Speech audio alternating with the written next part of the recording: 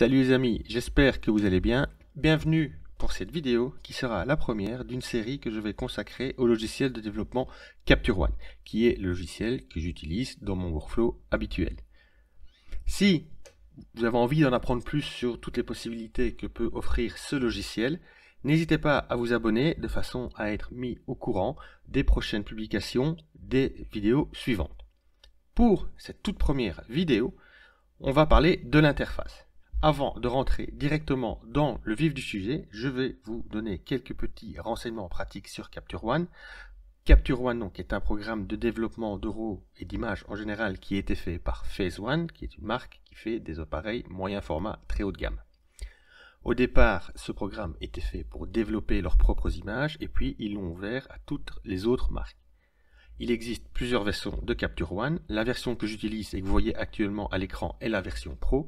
Ils ont actuellement disponible une version spéciale pour Fuji, une version spéciale pour Sony et une version spéciale pour Nikon. Comme vous pouvez le voir, mon Capture One est en anglais. N'ayez crainte, le programme est disponible en français. C'est juste que j'ai tellement l'habitude d'avoir tout mon workflow en anglais que j'ai laissé mes programmes de travail photo en anglais. Mais aucun souci, vous pouvez switcher la langue en français. Les menus seront exactement identiques et vous pourrez suivre cette vidéo de façon tout à fait transparente. Nous allons donc maintenant rentrer dans le vif du sujet, à savoir la présentation de l'interface du programme.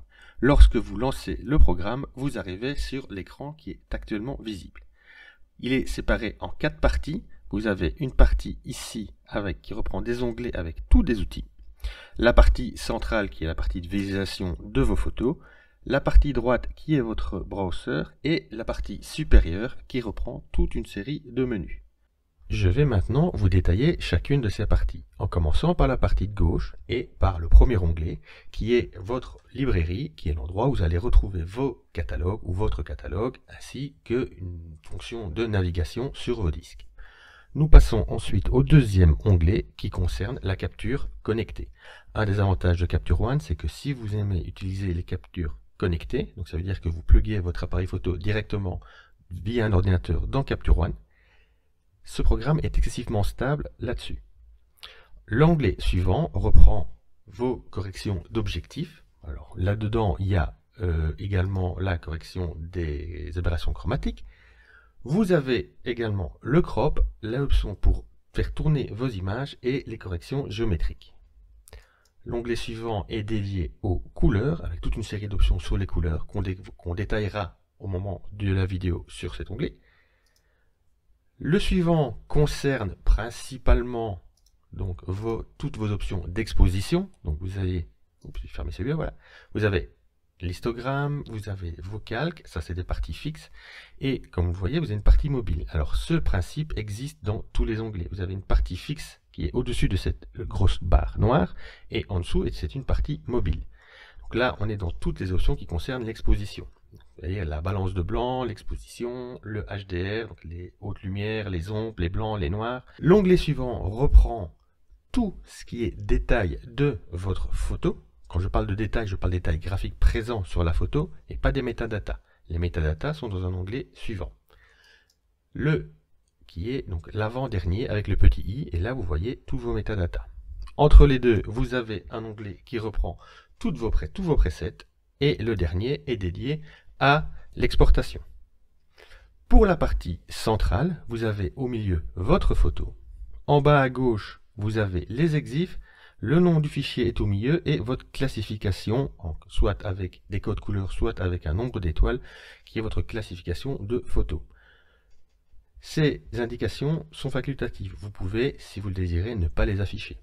Sur le haut, vous avez, comme vous voyez ici, les 4 petits chiffres, vous voyez là, avec 3 couleurs et un chiffre blanc. Ce sont les valeurs de chaque couleur, de chaque canal de couleurs. Donc vous avez le rouge, le vert, le bleu, et le chiffre en blanc est la valeur de la luminosité de chaque pixel où votre curseur se trouve. Vous avez à droite un zoom, où vous pouvez aller de fit, ça veut dire que vous allez ajuster votre image à la taille de votre écran à plus de 400%.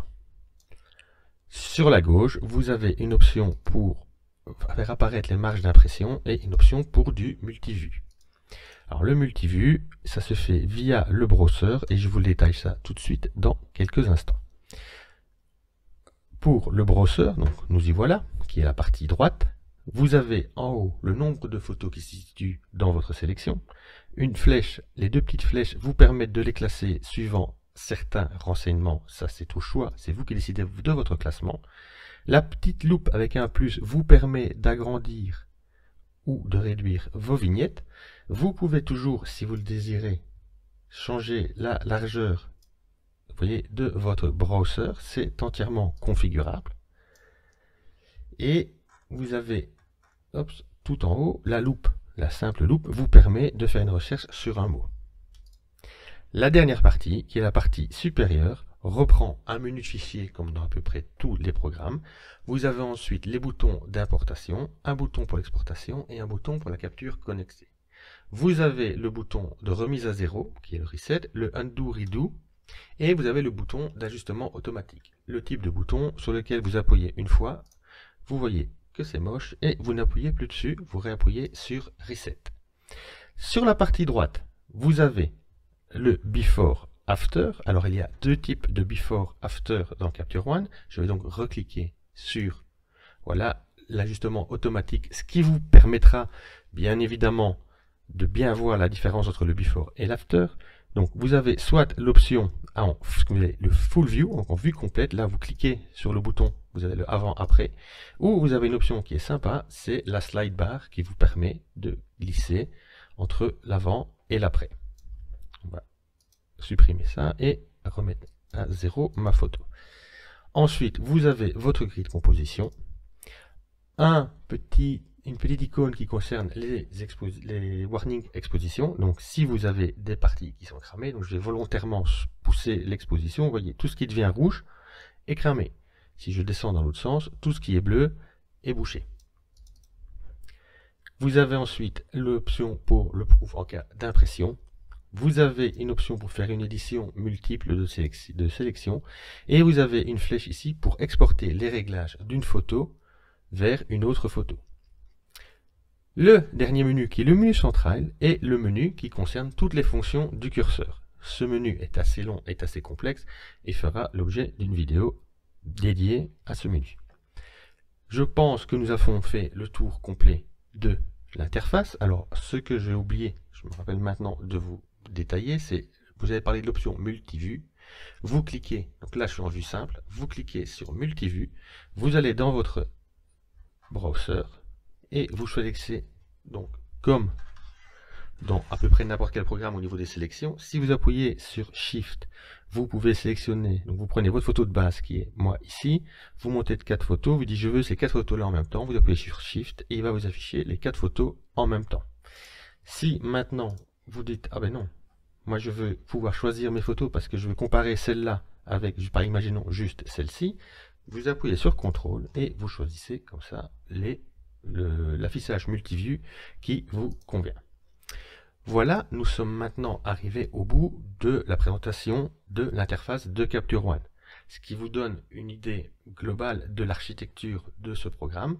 Une petite particularité pour terminer du programme, c'est que cette interface est entièrement configurable. En effet, tous les menus sont des menus détachables que vous pouvez réattacher sur n'importe quelle colonne et donc de vous faire votre petit menu sur mesure en fonction de ce que vous utilisez le plus souvent. Donc par exemple, moi ici, j'ai mes caractéristiques de base, donc je vais prendre une photo, j'ai mes caractéristiques de base avec l'appareil que j'ai utilisé, ma balance de blanc, l'exposition et le HDR qui sont de base dans l'onglet d'exposition. Ce que j'ai rajouté, c'est l'éditeur de couleurs parce que je m'en sers très souvent et dès lors je l'ai retiré de son onglet éditeur de couleurs pour l'accrocher ici, ce qui me permet d'avoir une configuration tout à fait personnalisée et qui convient parfaitement à mon workflow.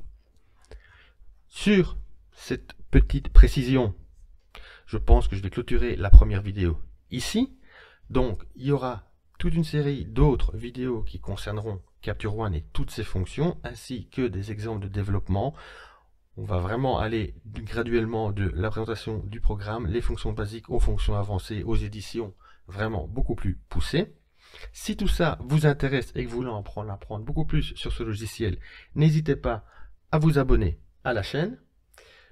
Pour ma part, je vous laisse avec cette petite fin. Je vous dis à la semaine prochaine. Prenez soin de vous. Ciao!